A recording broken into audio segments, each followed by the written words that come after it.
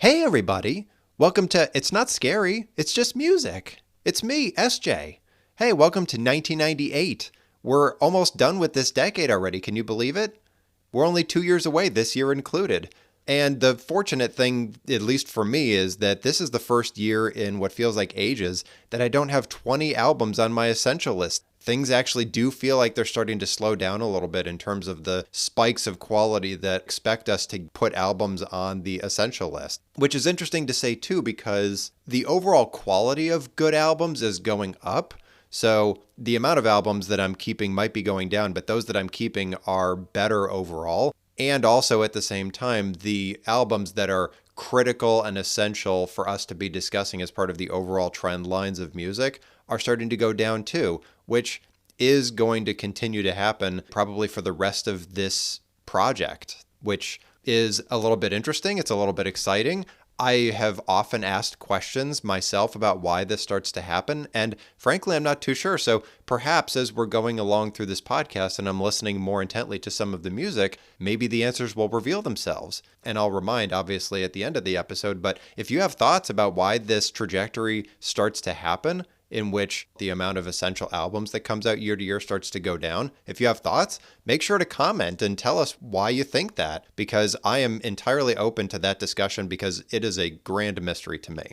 So before we get going, I just want to remind that if you're interested in listening to any of the tracks that I talk about in today's episode, or the rest of those albums, or my conspicuous absences, or any of the other albums that I kept for 1998, you can check out my essential playlist as well as my big playlist for 1998, both of which are linked in the description of this episode.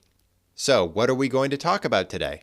As usual, we're going to talk about what's happening right now in the world of music as of 1998 by genre. Next, we're going to talk about my essential albums for this year and why. And then finally, my conspicuous absences from my essential list and why. So to start off with rap, as usual, it being 1998, we're officially cycling back in that 18 to 20 year rule to 1980. And in 1980, you might recall from that episode that Kurtis Blow came out with his first album that year. And interestingly enough, the retro MCing a la Kurtis Blow, obviously it's in the studio now and not necessarily at actual house parties, but that retro MCing approach, that style, what Kurtis Blow sounds like, what he's talking about, all of that is starting to make a comeback this year with actually several albums that we'll talk about in our essentials this year. It's interesting that rap is really holding true to that 18 to 20 year rule that now certainly we've got second wave alt rap, we've got third wave gangster rap, we've got empire rap all going right now, as well as southern rap and everything else that we've been talking about. But also we're reliving our Kurtis Blow, LL Cool J golden era of rap MCing moment. It's really interesting. And then also Latin rap is finally back because there's one critical album that came out this year that we'll talk about that brings Latin rap back to us finally. On the folk side, I think at this point we've basically settled into what it's going to be over the next several years. So when it bubbles back up to being something meaningful other than being adjacent to indie pop in some respect, I'll call it back out. But for right now, folk is just what it is. Reggae, it actually made several leaps forward in different directions this year in different cultures, which is really exciting. And I can't wait to talk about both of the examples that I put on my essential list for this year. So on the electronica side, we've been talking for several years about how it's going to start getting infused into every other conceivable genre, especially those that we talk about, and that's approximately happening. There's certainly boundary pushing that is happening in other areas of electronica. I don't think we necessarily have any this year to talk about, but give it another year or two, and pure electronica will find its next shape, its next form, and we'll call it out as we come upon it. But for right now, you could just presume that electronica is getting infused into every other genre like it has been for the last several years. On the rock side, now that indie rock has officially taken over, it's beginning to evolve this year into its next shape and form, which is really exciting. Again, we have several examples this year in our essentials. Can't wait to talk about it. On the metal side, like we've been talking about the last 2-3 years, 80s metal is starting to come back into the fold, not just with indie rock, but this year also with alt rock. And also it's not just that we're talking about late 70s, early 80s metal, but metal that's from the early to mid 80s. So in some cases, we're a little bit ahead of the retro curve, but even still, it's getting effectively infused. So retro 80s metal is starting to find its way here, which is great, because that does mean too that we're starting to walk away from the 60s, 70s ideas of metal and get a little bit more current with our retro sounds and ideas. So it's a great evolution. Excited to talk about it more. Punk is quiet this year. I think I have one or two pop punk albums on my big list. I don't think we really talk about it on our essentials this year. I mean, the fact of the matter is that it's pop at its heart. So because of that, it's not going to keep aggressively pushing boundaries. But when we do have a really excellent record come up, we'll see if it bubbles up to the essentials and then we'll talk about it.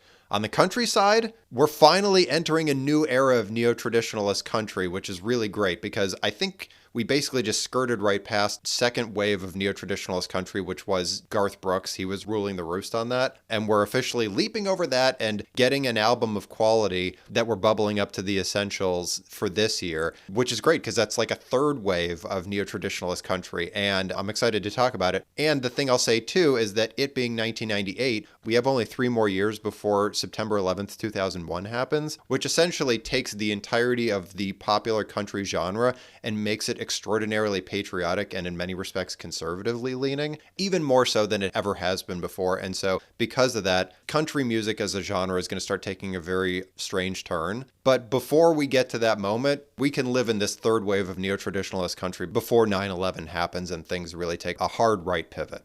On the R&B side, it's continuing to move even closer to rap in all respects, alt-rap, gangster rap, empire rap. R&B is just getting even closer and closer to being part of that whole scene, and hip-hop just becoming this homogenous ball of R&B and rap at the same time. And to that end as well, as we've been saying since Mary J. Blige, the hybrid rapper R&B artist, that persona finds another milestone this year, and we'll talk about that when we get there. And two, at the same time, that jazz, old school, Billie Holiday-esque sound is continuing to progress and evolve throughout R&B and pop R&B too. I don't know that we're going to talk about that in great detail, but you could just continue to have it in your mind that that idea is continuing to progress and permeate into the genres. On the pop side, leaving aside bubblegum pop, because we all know that that's continuing to happen in 1998 in full force, and it's completely commandeering the radio at this point. Like, I think Britney Spears is officially taken over at this point, and then the derivatives off of her brand have also started to emerge and permeate and everything. So leaving all that aside, second wave dream pop is in full swing as well.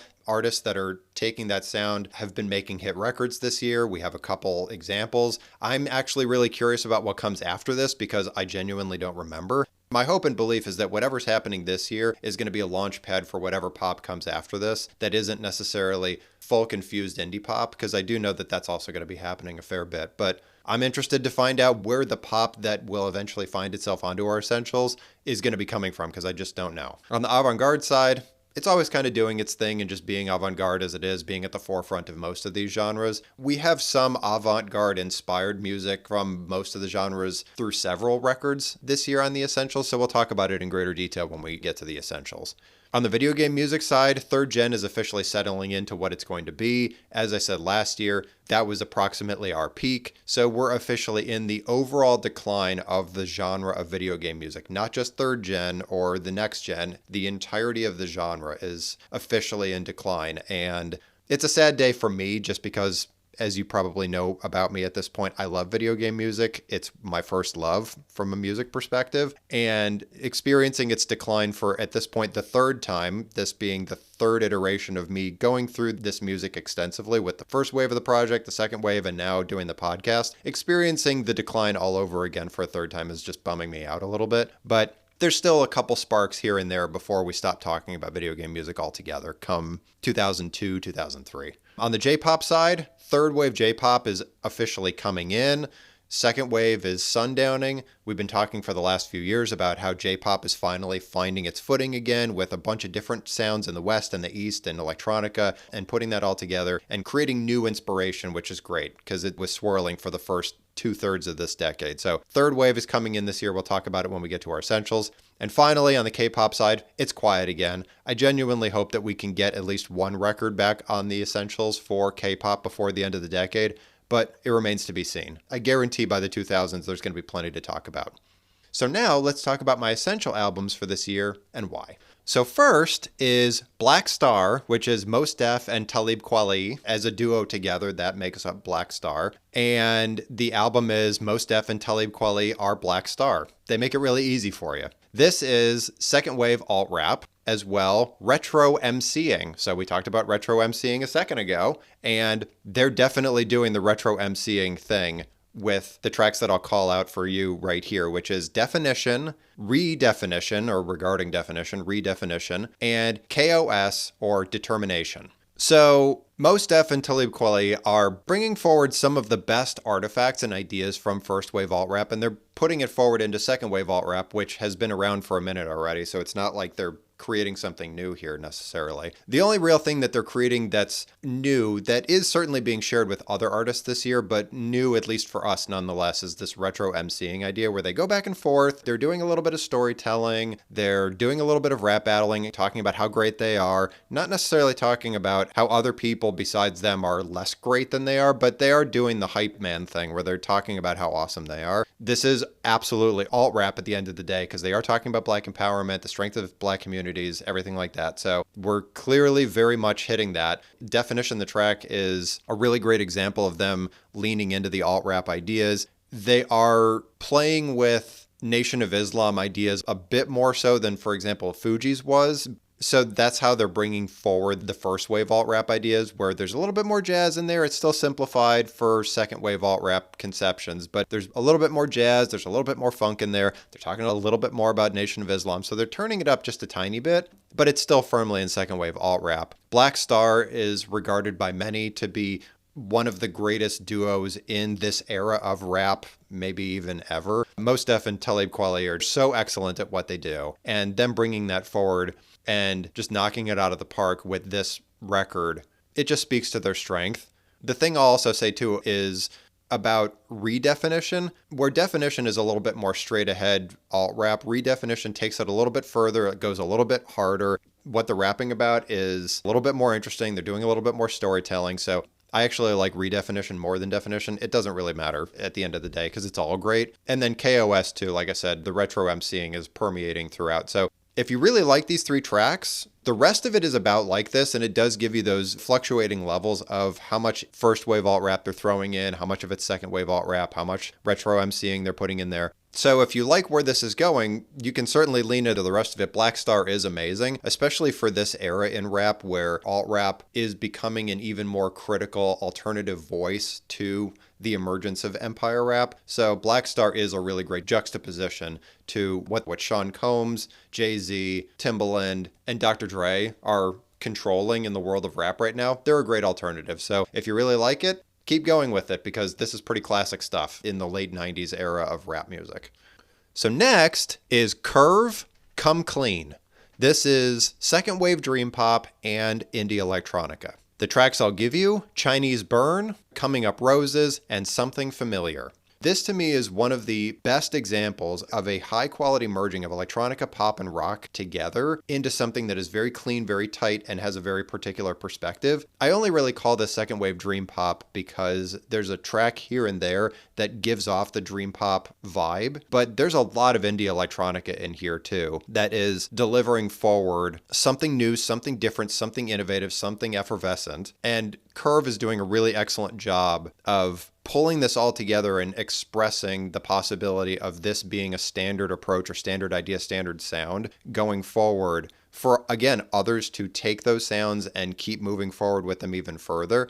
The tightness of it and the polish is really the key here, that it's difficult to discern, is this electronica that's doing rock? Is it rock that's doing electronica? Where's the pop that's infused in here? It's all over the place and so tightly woven into everything. It's hard to tease it all out clearly, which is really great. That means that the perspective is clear, they're doing it with confidence, and they have that vision, and they're executing it well. So if you like these three tracks, the rest is about like this, I think. It's continuing to play with those levels of how much they're infusing each one of those three ideas into the greater song, the greater approach, the greater vision. So give another track a listen and another, because this level of aggressive experimentation with popular rock music and electronica is going to only continue to grow over time. And this, to me, will be one of those great early examples of how you could still tease out the different varieties and subgenre infusions, so that when it becomes even more tightly packed together and we just start calling things pop music, even though it's clearly got electronica components to it, you can harken back to this and think about how those pieces were still separate enough where you could detect where the influences come from. So next is Death Cab for Cutie, Something About Airplanes. This is second wave slowcore. But also, obviously, it's indie rock. It's Death Cab for Cutie. It's indie rock. It's like saying Nirvana is grunge. But, like I said, it's also second wave slowcore. This is so clearly slowcore, but evolved. I don't think that I really detected that previously because much like Modest Mouse, I just said, yep, this is Modest Mouse. I know what it sounds like. Move on. It's the same case for this. I know what Death Cab for Cutie sounds like. I know what Ben Gibbard sounds like and what his perspective is. I'm going to move on. But as I sit down and listen, so obviously an evolution off of slowcore. It's obvious. The tracks that I'll give you, Bend to Squares, President of What, and Champagne from a Paper Cup. This is the beginning of Death Cab for Cutie, which is exciting. And what's so interesting to me too is that although so many people in the indie rock scene perceive that Death Cab is like a Nirvana style tentpole for the genre, I don't perceive that Something About Airplanes was so critically impactful, or even their later albums, which we'll obviously talk about when we get to them, that they were so groundbreaking and so fundamentally earth-shattering in the genre that it changed everything forever. I don't necessarily perceive that. I do love Death Cab and Ben Gibbard both. I love the whole approach. I love their perspective. The second wave slowcore, they're doing an excellent job with it. No argument to be had there. But I do think it also speaks to how whatever came out of Nirvana's Nevermind and the grunge movement and the successive years between 91 and 97 that created so much inspiration and we were just being drowned with it, that whatever impacts are made with indie rock are comparatively not nearly as seismic or impactful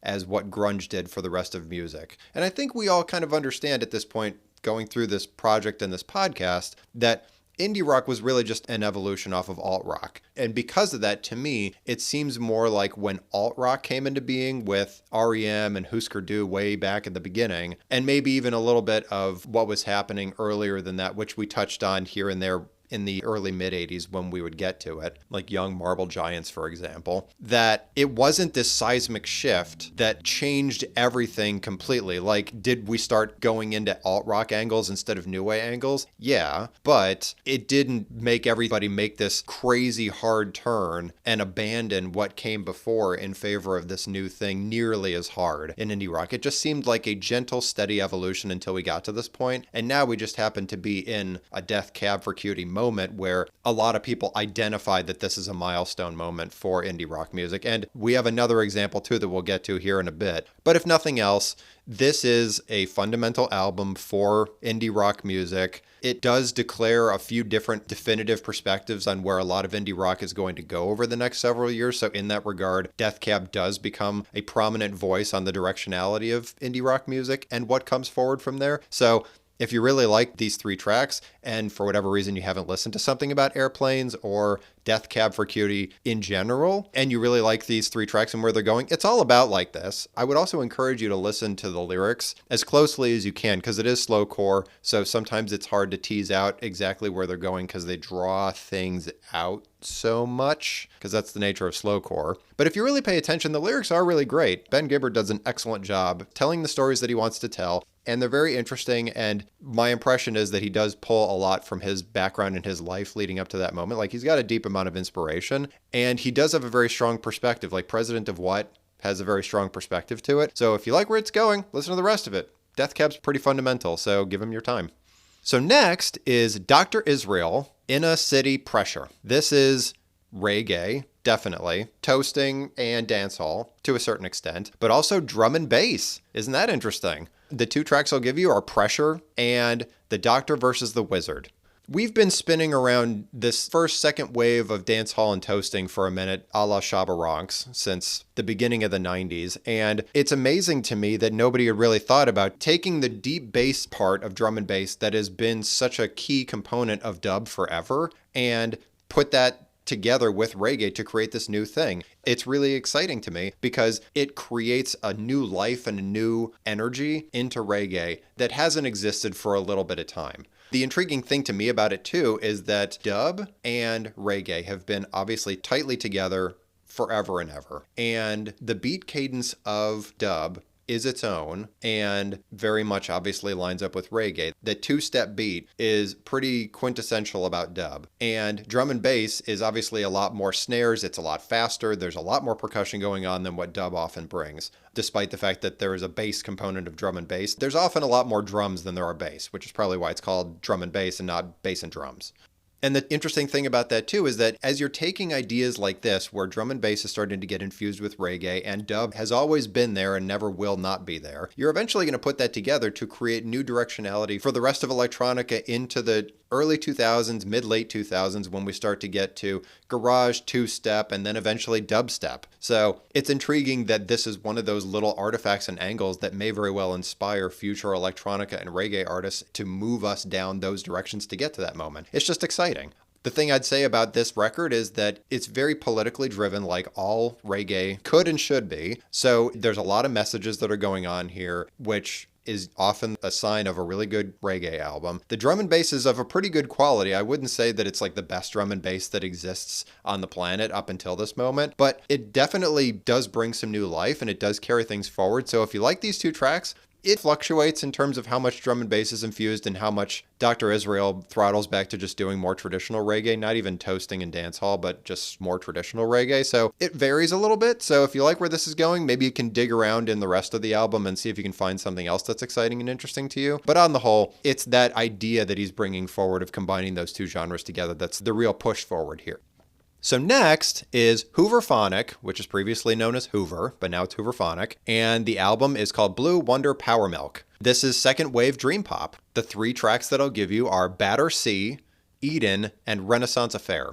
So first and foremost, before I go into this, I'm going to qualify by saying that Blue Wonder Power Milk is one of my very early favorite albums that I came upon organically. So I have a very particular perspective on this album and Hooverphonic. I remember listening to this album when it came out in 1998. I thought it was amazing, totally groundbreaking. It totally blew my mind. So putting that where it lives, this album is critically important to the overall trajectory of dream pop, pop music, trip hop to a certain extent. It's moving all of those things forward little by little. I think that the sweeping musicality of almost all of these tracks, even the ones that are more trip hop and as a result more subdued, it's totally transcendent. They're taking the dream pop ideas that just started to get played with in the first wave of dream pop, and they're taking it to totally different atmospheric levels. And Hooverphonic is really great for that. So putting that also where it is, the lyrics of all of these tracks, these three and then any others in this album, are entirely insane and ridiculous.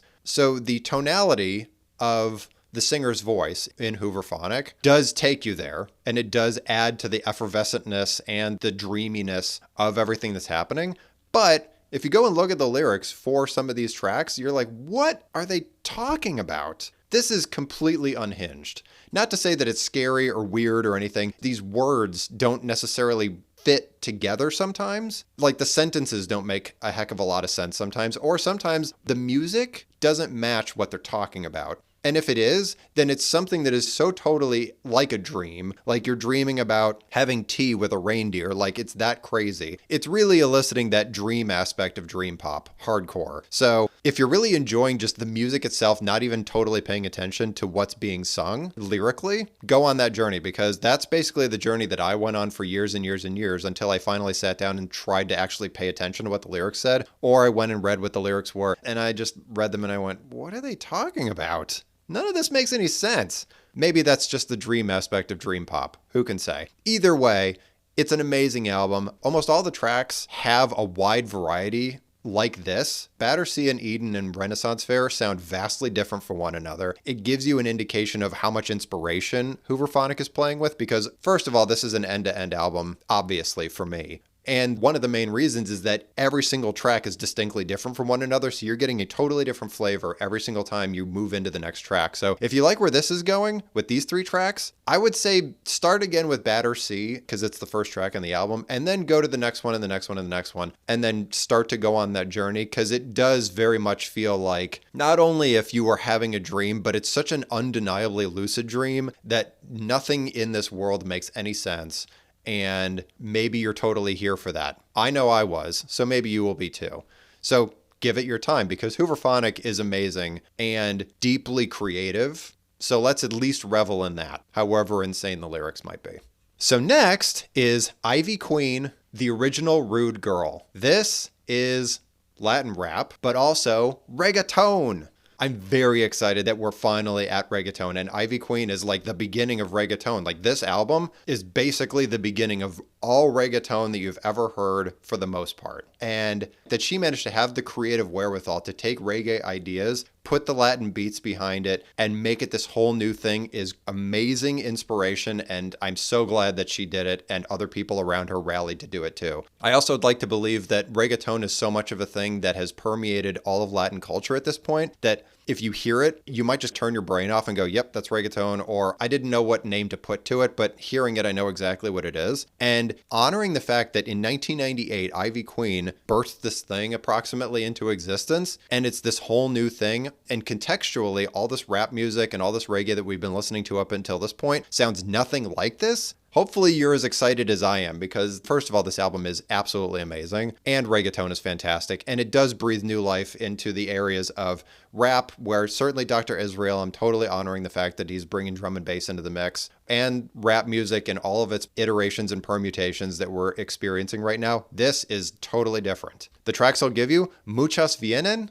Cuando Escuchas Reggae, In the Zone, which is a collaboration with her and Wyclef Jean, and then The King and the Queen, where she collaborates with Don Chazina. And Don Chazina in this case, because you should know who Wyclef Jean is at this point because he's part of Fugees, but Don Chazina is like the other half of the beginning of reggaeton, just based upon his Latin rap stylings lended themselves very well to bringing reggaeton more so to the fold, which is why the track is called The King and the Queen. These tracks are so fresh. Like, the reason I'm giving you anything but The King and the Queen, which is probably one of my favorite tracks from this whole year period, is Muchas Vienen is a really great way to start your understanding of reggaeton from this early stage of its existence. Understand Ivy Queen, you really get a vibe for her. And it's a really great track besides that. And then Cuando se escuchas reggae, it shows you that connection point to reggae and what this is. Because at that point in time, I think they were just starting to call it reggaeton, but it's still such a new thing. They had to explain and express where the roots came from because Ivy Queen being Puerto Rican, it's possible that other people in Puerto Rico or other areas in Latin America, maybe they weren't listening to reggae, so they had absolutely no idea what this connection point was, so she had to explain it. So Cuando escuchas reggae is when you listen to reggae. So it's trying to create that connection point. That Wyclef Jean jumped in here clearly speaks to how much he's on the pulse of what is new and fresh and interesting in 1998, so good on him. And he does add a good flavor. In the Zone is interestingly enough not reggaeton, and it's more like empire rap where it's putting some pieces together where she's doing some rapping, he's doing a little bit of rapping and singing and kind of merging it together. It's atypical for the rest of the record, but noteworthy nonetheless. And like I said, The King and the Queen is one of my favorite tracks from the whole year. It's so freaking good. It's so fresh. It's so interesting. Don Chazina is fantastic. I have no idea why he is not somehow bubbled up here. Doesn't matter, because if you want to go on the journey with him, you can do that too. But if nothing else, this record is amazing. The whole rest of the record's about as awesome as this is. So if you really like where this is going, listen to the rest of it, because to me, this is one of the best of the year, easily. So next is Jurassic 5, J5. Much like Black Star, this is also second wave alt rap and retro MCing. The tracks I'll give you, In the Flesh, J.O., and Concrete Schoolyard. So more so than Mos Def and Talib Kweli are Black Star, you could really better tease out how retro rap ideas are starting to infuse themselves into at least alt rap for right now. And I'm sure it'll get to the other areas of rap, but for right now, it's mostly just living in alt rap. You can really, really tease out the golden age pieces, Curtis Blow, LL Cool J. You can pull all of that out from any of these three tracks, really. It's pretty obvious. The rap battling about how I'm great and you're less great, it's all there. The MCing, the back and forth, it's all there. They're really just taking this and merging it with first wave alt rap like Black Star is doing. It's kind of the same idea. This is just a slightly different approach, but the approach nonetheless. It's what's happening right now. It's interesting that there were two examples in the same year. It says to me too that the 18 to 20 rule, it's not gospel necessarily, but it's definitely fitting in right now. And because of that, it's giving you some seriously classic golden age of rap sounds here even more so than what Black Star's doing, because Black Star leans much more heavily into the alt-rap side versus doing retro golden age and retro MCing. This is much more retro MCing than it is second wave alt-rap. The second wave alt-rap mostly permeates through the topics that they're talking about and rapping about. The way that they're mobilizing it, though, is mostly retro ideas, playing off of each other especially. It's basically just like you got a bunch of retro MCs coming together, which I think is probably their vibe. Pretty sure they're doing it on purpose. You're getting several retro-sounding MCs together. They're doing it as if coming in and doing a house party, and all 5 of them are playing off of one another as retro MCs, but they just happen to be talking a little bit more about alt-rap topics. Not necessarily so much the Nation of Islam stuff, that's at an absolute bare minimum in this record. It's mostly Black community, Black empowerment, things like that. So if you like these 3 tracks, it's basically all like this. If you want to go on a retro MCing journey and not necessarily just go back and listen to Curtis Blow, and or you want to take those ideas and bring it into something that's a little bit more current for 1998, give the rest a listen, because they are pretty great in how committed they are to the retro ideas and the old school ideas. So if you really were missing the old school ideas, it's been enough time where it's officially back in vogue again, so give it a listen. So next is Miho Asahi, Onion.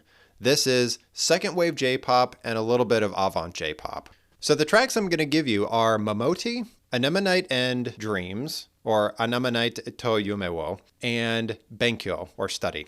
So like I said, this is second wave J-pop still, but it's starting to verge into third wave J-pop a little bit, and it's going into avant J-pop directions too, but it's mostly still firmly just straight ahead J-pop. The main reason that I put this on the essentials, other than the fact that it is a great album and Miho Asahi is taking J-pop in interesting directions and really playing around with a lot of ideas. There's still a lot of experimentation going on. I wouldn't say that she is landing on anything definitively and with undeniable confidence. There's confidence there, and there is certainty and there is a vision, but I think that we are still on the journey towards something else, despite the fact that she, I think, is aggressively playing with a lot of conventions right now.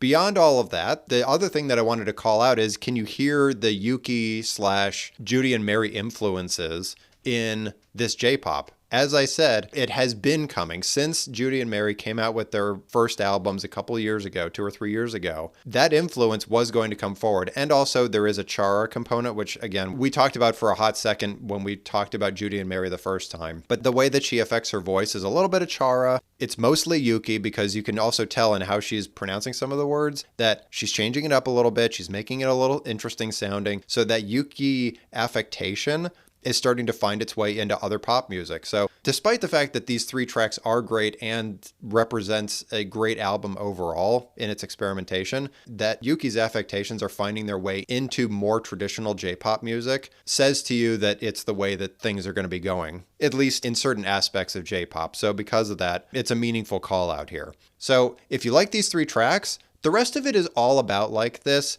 It is more second wave J-pop, so there's a little bit more of an acoustic component. There's a little bit more of electronica components to it. The affectations in the voice, obviously we just talked about that a second ago, so put that where it needs to be. It does fluctuate a little bit. Like I said, this isn't totally cooked all the way yet, but that she's continuing to experiment and ask so many different questions about where we can take this is the noteworthy part. So I wouldn't say that every single track you listen to is going to be a killer, or even to the quality that these 3 tracks are. I think I pulled out the 3 most meaningful and impactful ones, but if you like where it's going, keep listening to it, because Miho Asahi is definitely taking things in interesting directions, and I'm excited for what comes next. So next is Ms. Lauryn Hill and the Miseducation of Lauryn Hill. This is second wave alt rap. It's also R&B. It's jazz also to a certain extent, R&B jazz. The tracks I'll give you, which were really difficult for me to pick just the 4, but I gave you Lost Ones, X Factor, Doo Wop, and Can't Take My Eyes Off You, which is obviously a cover. And there's plenty more tracks that you can listen to on this album other than these 4 that are all crazy hits, super amazing. Lauryn Hill's a total tour de force in 1998, and she deserved at that point all of the accolades and the praise that everyone wanted to shower over her, because she is completely and utterly coalescing all of the R&B, rap, alt-rap, empire rap, jazz, all that stuff put together into this package, and she's doing it with such overwhelming and overflowing confidence. It just seems like she is completely controlling the story around where R&B is going, the hybrid R&B rap artist, all that stuff. She is the one that is carrying this forward, and she's doing it with so much confidence and so much skill. It's nearly perfect. This whole record is full of amazing hits, some of which bubbled up to the radio and some of which didn't, but all of them are amazing nonetheless. Her voice is amazing. Her rap conviction is so undeniable. She is just one of those perfect hip hop artists that, leaving aside her aloofness when it comes to appearing at her concerts, which she is very well known for, she is an unbelievable talent. She's probably one of the most talented people of the decade, maybe even for several decades. Her inspiration, her creativity is boundless. Her skill is boundless. There's not a lot more that you could say about Lauryn Hill that hasn't already been said, because she is widely considered to be one of those singularly unique generational talents. So it's hard to deny all of that. And this album is just a really great articulation of that. Obviously, she's broken away at least a little bit from Fugees at this point to do her own thing. So this was the beginning of her being her breakout self. So if you really like these 4 tracks and somehow haven't listened to The Miseducation of Lauryn Hill or Lauryn Hill separated from Fugees, give the rest a listen. I would recommend just listening to it anyway, even if you've heard this album a million times. Give it another listen, because it's a really great place and time for 1998. Really grounds you in where we are in space and time for hip hop, at least. So give it your time, because this is one of those amazing, earth-shattering albums that is just hard to beat, hard to deny, and is a total tour de force, like I said. So next is Nao Matsuzaki, and the album is called Shojiki na Hito, or Honest Person. This is third wave J-pop. So we talked just a second ago about Miho Asahi was playing around with a whole bunch of different ideas, trying to get to that next place for J-pop. Well, now Matsuzaki got there in the same year. She isn't experimenting nearly as much as Miho Asahi is, because Miho Asahi is still stabbing in the dark a little bit. Now Matsuzaki's figured something out. So because of that, it's different, and we're honoring that she's gotten to that different place. So the tracks I'll give you are Denkyu, which is light bulb, Kokoro no Noto, or sound of the heart, and Anata ni Mukatte, or towards you. So when I say third wave J-pop, you could be asking, SJ, what do you mean by third wave J-pop? I'm listening to Denkyu, and I get that it's a little bit different from what Miho Asahi's doing, but why are we calling it third wave? And the reason that we're calling it third wave is, let's go back a couple years and talk about how I said that the Cardigans' life was going to start influencing J-pop. We've gotten to that moment. They basically took those conventions that Nina Persson, where she kind of sounds like a Chara Yuki high-pitched voice thing going on, and pulling down that key that most J-pop has been in through second wave, first wave, city pop, all that stuff. She's pulling down that key and making it a little bit more intriguing, a little bit more jazzy than it has been previously. This is not bubblegum pop. It really doesn't sound like that. There might be a little bit in Onion by Miho Asahi. There might be a little bit of that bubblegum flavor, even if it is really interesting and avant-pop to a certain extent. But this is taking it in totally different, thoughtful directions. The sound of J-pop in this moment sounds far more mature.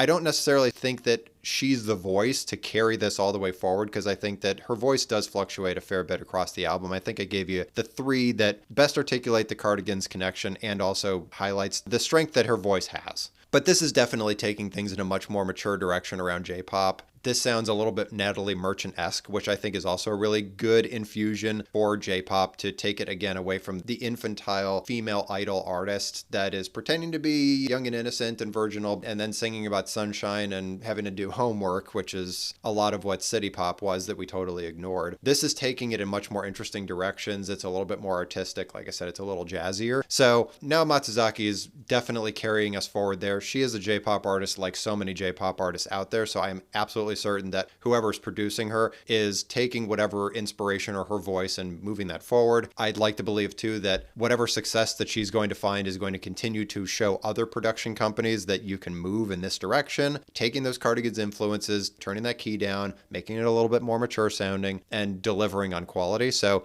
it's a milestone moment for J-pop for us to take it in those much more thoughtful directions. If you like those 3 tracks, like I said, I think I pulled probably the best out. You can go digging for more if you're really interested, but if nothing else, these 3 tracks give you that education that you need for us to keep pressing forward.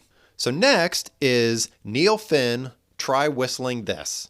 This is neo-psychedelic rock. It's also folk rock, and I would even say it's neo-rock and roll. And when I say neo-rock and roll, I mean taking ideas from rock and roll of the 50s and 60s and moving that forward, but not in an indie rock sort of way, even though I think there is a little bit of indie rock in here. It's just more taking those retro ideas and moving them forward.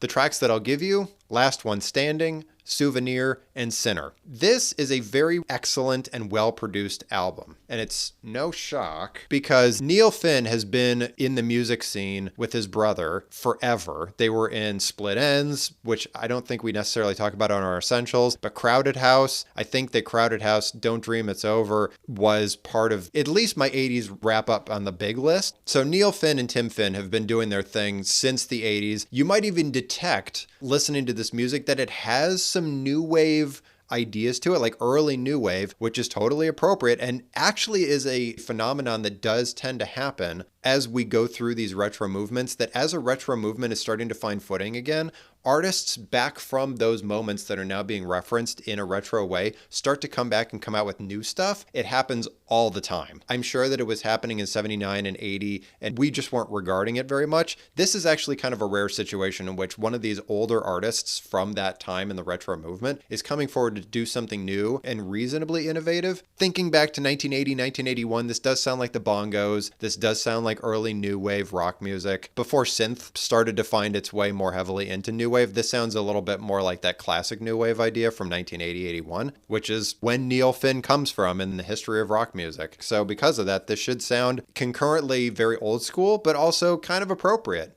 because he does infuse some neo-psychedelic rock that's a little bit in that vein of Being Now in 1998. The indie rock, folk rock fusion ideas, there's some of that going on here. It doesn't have necessarily that strong perspective like Death Cab does, but it's there. It's certainly there. Like I said, this is just a very well-produced, excellent album that is one of those rare examples of a retro artist coming forward and hanging with the new kids and doing something that fits right into what they're doing. And it's kind of a rare moment. Also, it's a real fun opportunity for us to listen to this and think back to what kind of sounds were existing in 80 and 81 in those retro ideas, because we're very much getting into that let's reference back to things we've already talked about moment. So enjoy this for what it is. The rest of the album is about as great as this in terms of how well it's produced, how excellently Neil Finn's delivering on lyrics, because he's a really prolific songwriter. So if you like where this is going, give the rest a listen, because it is a really great listenable album that I wouldn't necessarily say challenges the listener very hard, but is still nice and wonderful nonetheless. So give it your time.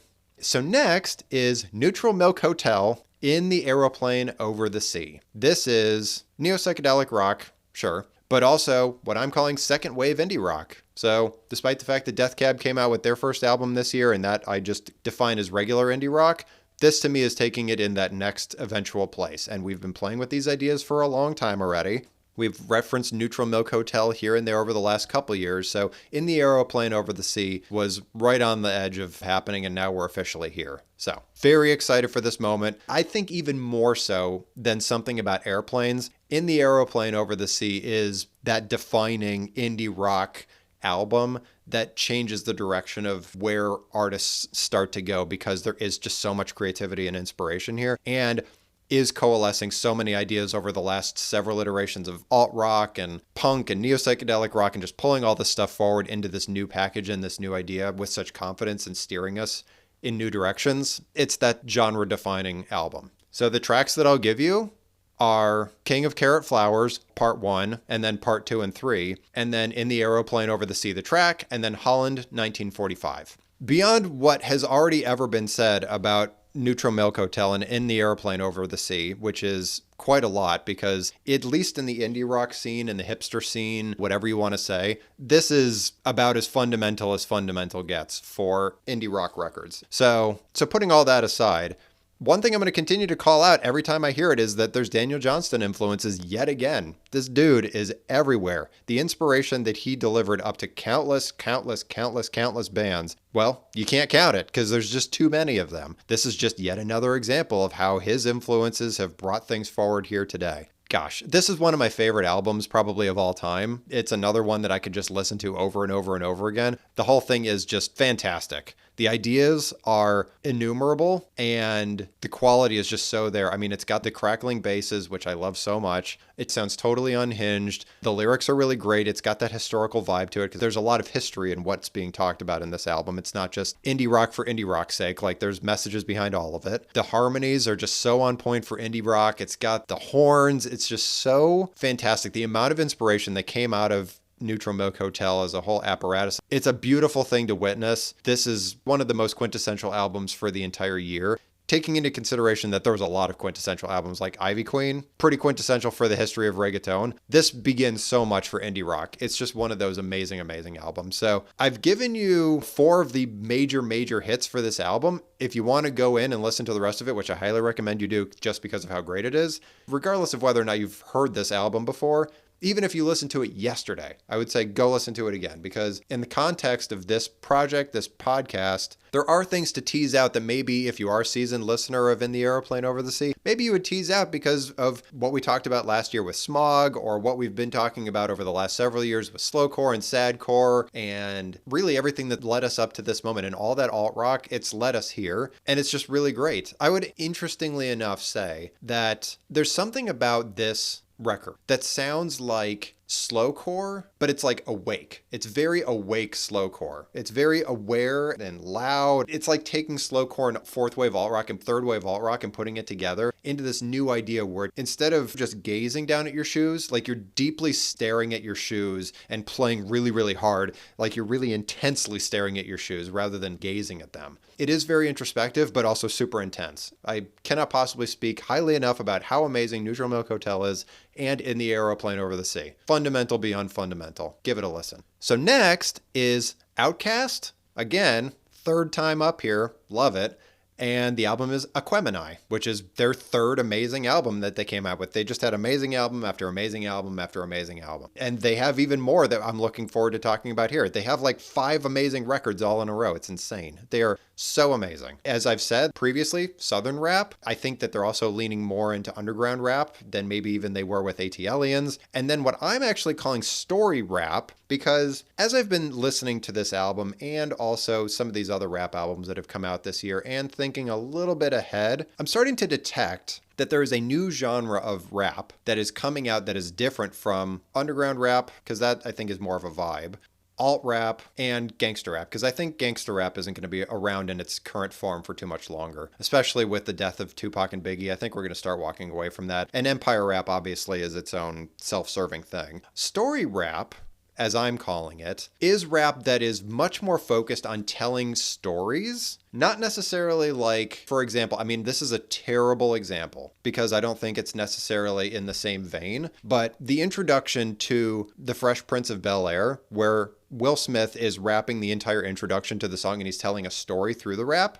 to me, is a very rudimentary example of what story rap is, which is telling a front-to-back story of something that's happening to somebody, maybe themselves, maybe to somebody else, maybe it's a hypothetical story, but it's been getting played with since the very beginning of rap, where it pops up here and there. Like there was a track or two like that in Straight Outta Compton. Ice Cube has been doing that for a little bit, but it was always through gangster rap conceptions. Like it was telling a story about a gangster, whether or not it was him or somebody else or somebody that was made up. And I'm sure it's been happening in alt rap too. And it hasn't just strictly been about talking about how black culture needs to be stronger, rise up, take care of one another, build that community, but also using stories to elicit examples further. This, though, feels different, where it's just strictly about telling any story.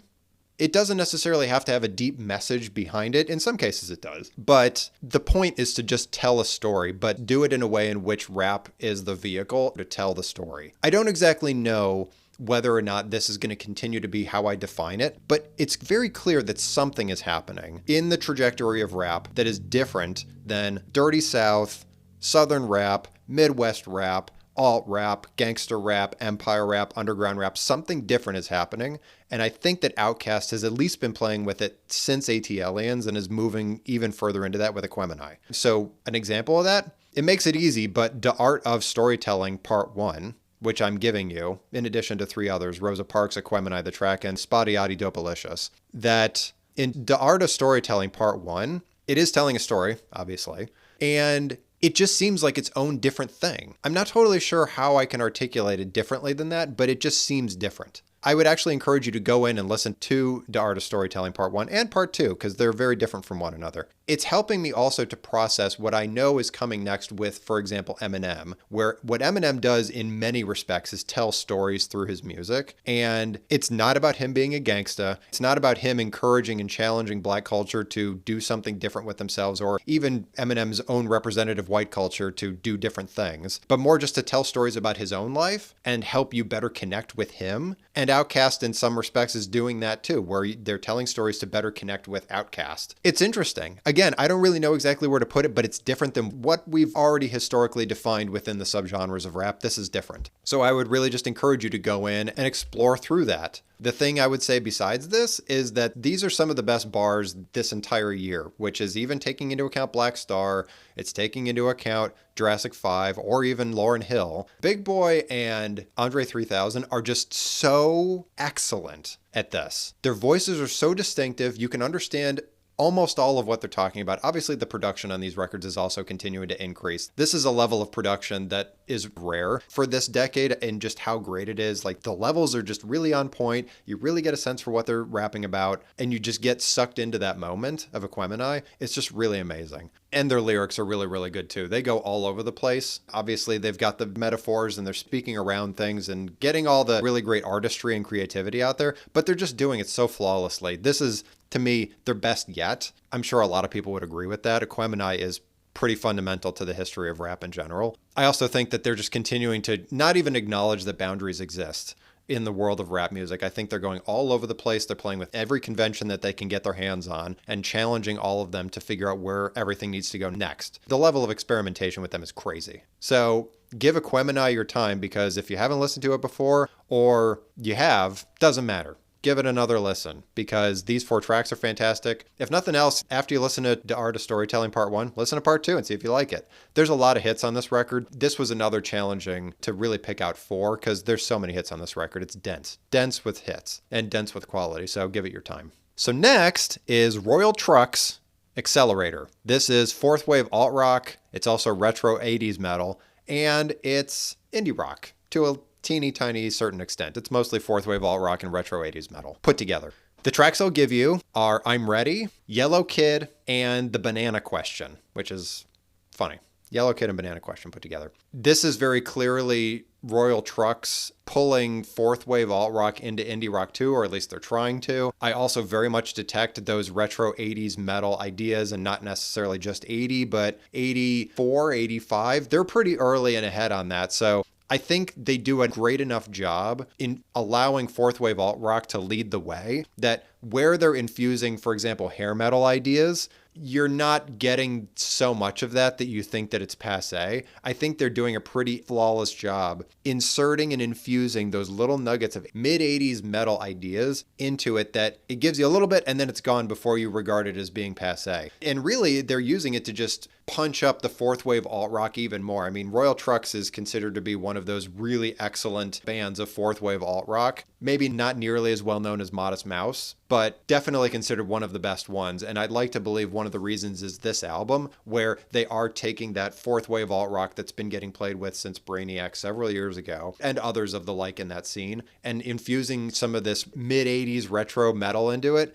to give it further grime and grit and punch. It's really interesting. It's really in your face. I really like it. Obviously, considering that it's alt-rock too, there's punk influences, post-punk influences, so all of that is getting pulled forward too. But those are the major artifacts that are getting fused together in this. The last thing I'll call out before I let you go listen to it is Yellow Kid. I would actually encourage you to compare up in your mind to Neutral Milk Hotel, where that indie rock component comes back in, the neo-psychedelic rock that comes in. It's clear that Royal Trucks is playing with a lot of different ideas of the moment and really digging in deep to the retro annals of music history to figure out what can they pull forward to give new life to some of these other ideas that are getting played with. Yellow Kid is a great example. It's got the 4th wave alt rock, it's got the retro metal, but it's also got neo-psychedelic rock that makes you feel like it's a little bit Neutral Milk Hotel-esque. It's really interesting. Royal Trucks, they're playing with a lot of really cool ideas. And so if you like these 3 tracks, it kind of goes in the same direction for the most part across the album. They have more to give, so this isn't the end for Royal Trucks. This is only the beginning. So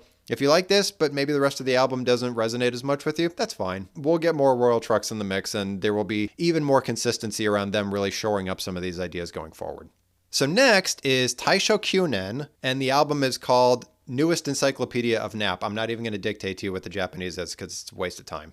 This is avant pop, and it's also almost going into the direction of the genre called happy hardcore, which we're several years away still from. This is really, really early for happy hardcore. And happy hardcore is kind of hard to define with sincerity, because what it basically is really fast electronica music that has a bouncy, happy, childlike singer, kind of like Yuki, but maybe even more childlike than that, singing on top of it. And so it sounds like music that you would play at a sugar-riddled kid's birthday party, and everybody's just like bouncing off the walls, and it's totally insane. That's basically what happy hardcore is. And it's a very prolific genre. We will potentially get there with some essentials. There may very well be some stuff in Big List down the line, but just getting you ready for what that is. So Taisho Kyunen is way out in front on this, way out. That's why it's avant pop, because it's way out there. And by way out there, I mean like several years away, like 4, 5, 6 years, very out in front. The tracks I'll give you: Ice City 78, Bebe, Rock Spirit, and Meeting and Go. This to me is the most adventurous album of the year, period. Not even close, not even remotely close. This is the most adventurous of the year. It's not scary, it's just adventurous and highly and deeply creative. I'm going to call out more Daniel Johnston influences, surprisingly enough. Ice City 78, basically just a spot on for Daniel Johnston, either early stuff or current stuff. It's clear that Daniel Johnston's Hi, How Are You, 1983, that we talked about in the 1983 episode, a lot of people are taking a lot of inspiration from that, but they're just pulling forward all of the electronica components and putting themselves more so in front of the microphone than they were before. A lot of that Casio-esque music that he was playing with is coming forward in a little bit more intentionality. All 4 of these tracks are pretty distinctive from one another. They all swirl around the same kinds of ideas, but are all very distinctive. Taisho Kyunen is insanely creative and is really aggressively pushing some boundaries here, and avant pop rightly so. And I am absolutely certain that what is happening here will deeply influence at least the happy hardcore movement over the next decade, but also probably asking some questions to others about where can we take J-pop going forward, because this is really intriguing stuff that should hit some visceral part in you. Whether or not you define it as positive or negative remains to be seen, and also kind of up to the story that you tell yourself. But this stuff is really dense and intriguing and novel, especially for 1998. So because of that, it's such an easy choice for me to put Taisho Kyunen on the list here, just because of how innovative it is. Like I said, it's probably the most adventurous album of the year on this list, without question. So if you like these 4 tracks, the rest is about like this. There is some fluctuation in terms of how speedy it is or how in your face or intense it is. There are levels to it. So it's not just a chocolate and sugar infused children's birthday party from beginning to end. There are some respites that she gives you along the way. So give it your time, because these 4 tracks are fantastic. They're some of my favorites for the year because of how adventurous they are, and that they do hit something in me more so than a lot of these other records do, especially those that I'm much more familiar with, like In the Aeroplane Over the Sea. Very familiar with that. It doesn't hit me the same way it did maybe 15 years ago. So this is a little bit different for you. So give it a listen. And finally, the Chicks, formerly known as the Dixie Chicks, Wide Open Spaces. This is third wave neo-traditionalist country. The tracks I'll give you: I Can Love You Better, Wide Open Spaces the track, and There's Your Trouble.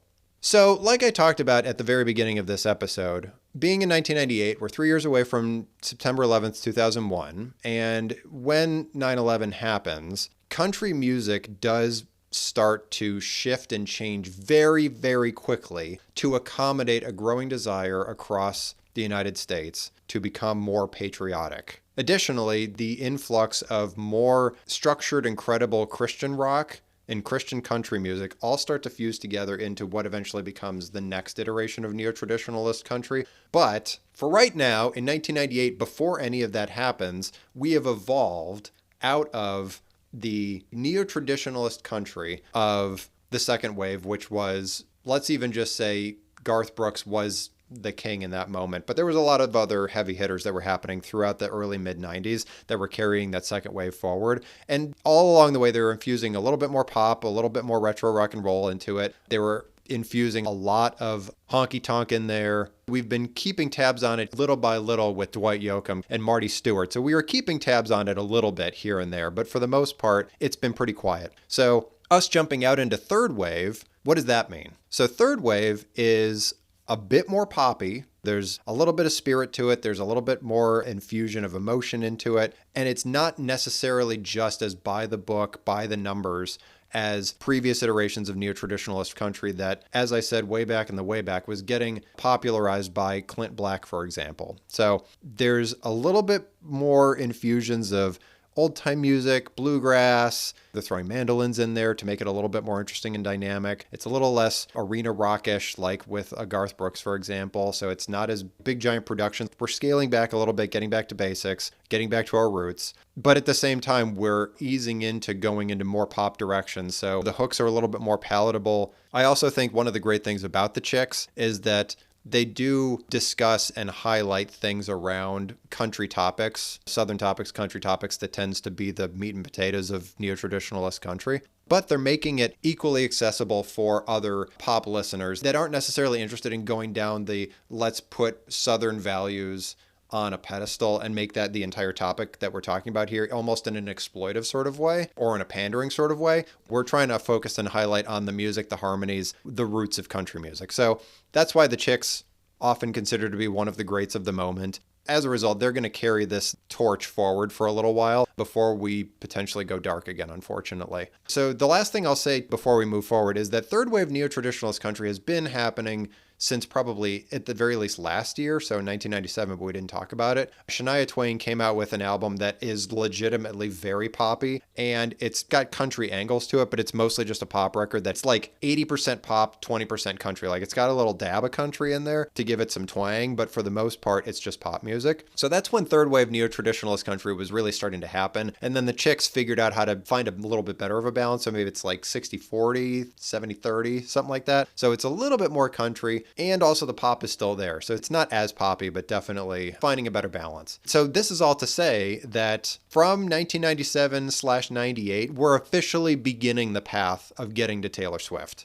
Because Taylor Swift considers Shania Twain, probably that album specifically that she came out with in 97, to be pretty heavy influences on her eventually getting to her debut album in 2006, I think. So I don't necessarily think that we're going to talk about her debut album because I don't even know if it's on my big list, but we'll get there. But giving you that frame of reference, we're in 1998. We are starting to go on that journey of getting to Taylor Swift at this point. Eventually, we will get to Fearless, whatever year that happens to have been. I'm absolutely certain of that.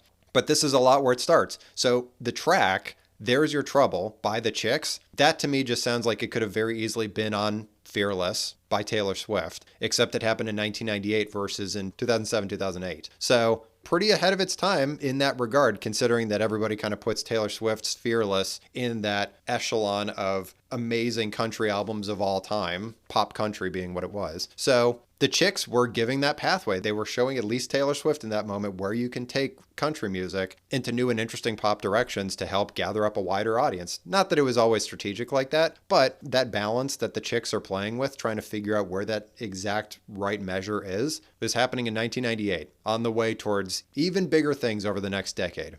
So next, let's talk about my conspicuous absences for this year and why. So first is DJ Qbert, Wave Twisters, Episode 7 Million, Sonic Wars Within the Protons. I know, that's a really big album name. This is second wave turntablism. So the main reason that this is on here is that it is amazing. It's quality-wise almost on par with DJ Shadow Introducing from several years ago. The problem is that it hasn't really evolved beyond what DJ Shadow was doing. If anything, I would say the quality not being exactly where DJ Shadow was, and also it's not carrying anything further forward on the turntablism side, mostly why it's a conspicuous absence just from a quality perspective. But having said that, there's about 1 million collaborators on this album, many of which are wildly famous, that work with DJ Qbert to create some really excellent music. It is a very, very long album with so many artists that DJ Qbert is working with. So it's pretty fundamental to the history of this iteration of turntablism. So if you're interested, give it your time. But it's a conspicuous absence because I don't perceive he's necessarily carrying anything meaningfully forward from Introducing. So next is Judy and Mary, Pop Life. This is second wave J-pop at this point. So the reason that Pop Life is on here is that Judy and Mary has officially moved into just being J-pop, like I said a second ago. And despite the fact that it is probably some of the best J-pop that came out this year, because Judy and Mary's really great, they're super creative. Yuki's one of my favorite artists, totally distinctive voice. We talked about it ad nauseum. That they're not actually pushing any boundaries anymore. They've basically settled into this pop style, this pop life, as they're saying, and they're not pushing boundaries. So whether or not it was self-effacing and they were making a critique on the banality of pop music remains to be seen. The cover of the album might indicate to you where their head was at around it. Even if they're being self-effacing or they are giving that critique, they're still not actually pushing anything forward. So because of that, conspicuous absence.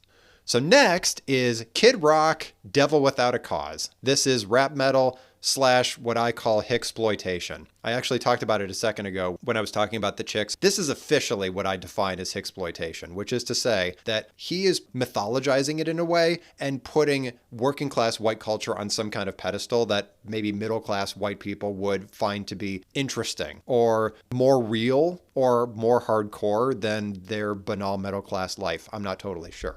So this is a conspicuous absence for many reasons, one of which is the Hicksploitation part, which, much like blaxploitation, I don't really abide and I don't find it to be meaningful in the history of art because you're merely pandering to particular populations to elicit their interest, and that's not interesting to me. But it's elicited untold amounts of success for Kid Rock. I mean, not to necessarily make this direct connection point, because I think Marilyn Manson is a vastly more quality artist. Marilyn Manson a little bit was tapping into teenagers and children's outrage and the banality of that life and giving them something to rage about. Kid Rock, I think, is doing it in an even more cynical sort of way. And the only reason I think that is the quality of the music isn't necessarily there. He's definitely very emotive and he exudes confidence when he's rapping. So that's very clear. And also he comes out with very poppy tracks. Like there's a lot of huge hits on this album. Kid Rock has made a ridiculous amount of money and has cultivated a huge fandom because of this album just by itself. Nobody's going to deny that. He's an excellent artist in that regard, that he's captured the attention and he's got the accolades and people appreciate him for that, certain populations. But if you really dig in and listen to the lyrics and really like with an analytical ear, try and process what he's saying, there's not a lot there. And it sounds very thin and to a certain degree pandering that he's just calling out one artifact and another artifact and another artifact. And he is painting a picture. But if you really take that step back and look exactly at what he's painting, it seems a little bit more paint by numbers and a little less like expressionism, for example. And so because of that, I may very well be reading into it based upon what I know of Kid Rock as a person and his upbringing and his experience and how he decided to make this record and become the Kid Rock persona. Like maybe that's all painting it and I'm deeply biased in that regard. I used to like this album a lot. These days, as I've gone through this project, not nearly as much. But I do honor the fact that it is widely popular and has generated untold success for him. So because of that, conspicuous absence. So next is Madonna, Ray of Light. We haven't talked about Madonna for a million years. And she reemerges with Ray of Light, which I define as trip hop or second wave dream pop. The reason that this album is on the conspicuous absence is that although Madonna is leaping way out into what I would consider to be approximately the current of quality pop music, and also Madonna is doing a really great job infusing her legitimately limited voice into all of these tracks in order to give you something popular, something current of quality that juxtaposes to Britney Spears' Oops, I Did It Again, for example. But despite that, the quality isn't 100% there either, kind of like with a couple of these other albums. I don't perceive that it's pushing any boundaries other than perhaps making trip hop start to evolve into what I consider to be trip pop versus trip hop.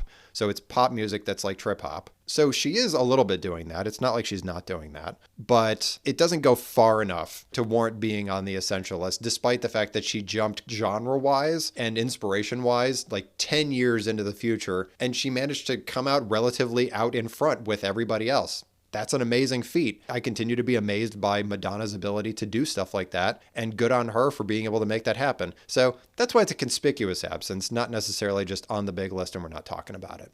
And then finally, Yasunori Mitsuda and the Xenogears original soundtrack. This is third gen video game music.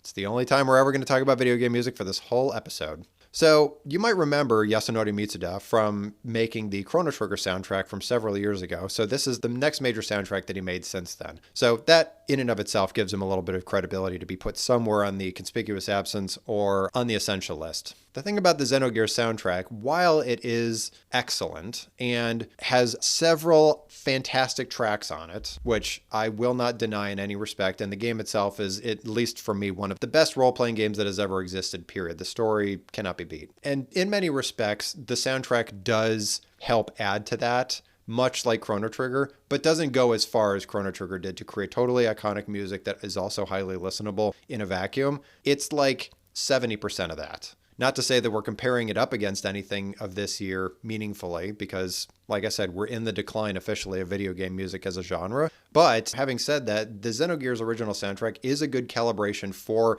tracking that decline, because it is great. It's just not Chrono Trigger great. It's just not Final Fantasy VII, Final Fantasy Tactics great. It's starting to decline a little bit. Either that inspiration is waning or something is happening where either the dynamic of the games is changing, the programming is changing, something's happening where it's just not hitting as well. So because of that, conspicuous absence. So having said that, what did you agree with?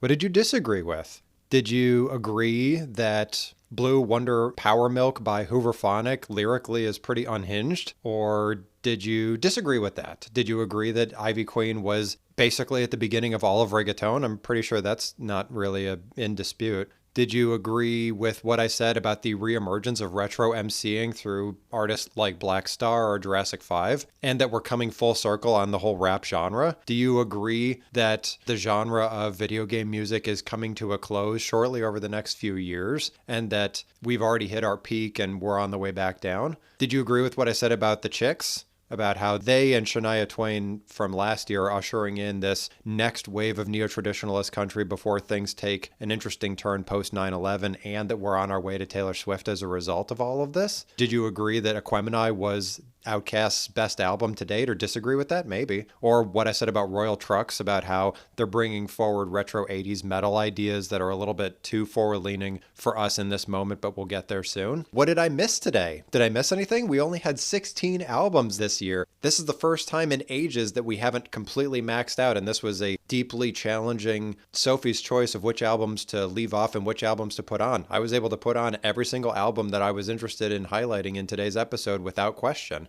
We certainly have a maximum quantity of conspicuous absences, but there's plenty on my big list that I think also hits a lot of good notes, because like I said at the beginning of this episode, the overall quality of the albums that I'm putting on my big list is going up, but it's leveling off, in which the amount of incredibly monumental, fundamental albums is starting to decrease a little bit. So I'm sure that there's a lot that you might have been missing from my essentials and my conspicuous absences that you may very well find on my big list, because there's a lot on there that's really great. It's just that distinction between those albums and my essentials is just becoming a little bit more stark as time is going on.